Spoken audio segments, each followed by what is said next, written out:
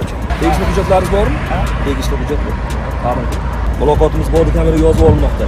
Nima ishlayapti? Transport vositasi qidiruvda, hurmatli haydovchi. Xabaringiz bor-a?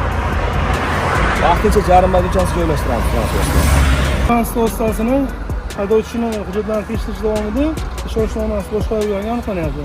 Ushbu transport vositasini Sherobod tumanida to'xtatib tekshirganda tegishli hujjatlarsiz boshqarib yurganligi ma'lum bo'ldi va vaqtincha saqlash uchun jarima maydonchasiga qo'yildi. Ushbu transport vositasini to'xtatib tekshirganimizda haydovchi hali haydovchilik o'qiganmiz. Qachon olgansiz haydovchilik? Hali demak ega emas haydovchilik guvohnomasi. Qarang, haydovchilik guvohnomasiga ega bo'lmasangiz, avtotransport vositasini boshqarish huquqiga ega bo'lmaysiz. Shuning uchun lekin boshqarib kelyapsiz.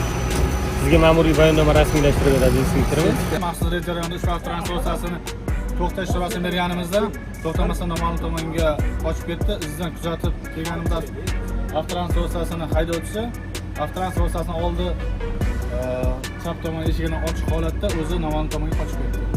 Avtotransport vositasini maxsus evakuator yordamida jarima maydonchasiga olib joylashtiramiz. Ushbu transport vositasini to'xtatganimizda haydovchi qonuniy qarorga bo'ysunmasdan harakatlanib ketganligi uchun avtomashinani vaqtinchalik saqlash jarima maydonchasiga joylashtiramiz. Transport vositasini to'xtatib tekshirganimizda yo'l harakati qoidalari 179-man buzib harakatlanganligi aniqlandi. Ma'muriy javobgarlik to'g'risidagi kodeksi 125-modda 3-qismiga asosan elektron ma'muriy bilan rasmiylashtirilib, avtoulov vaqtinchalik saqlash uchun jarima maydonchasiga joylashtirildi.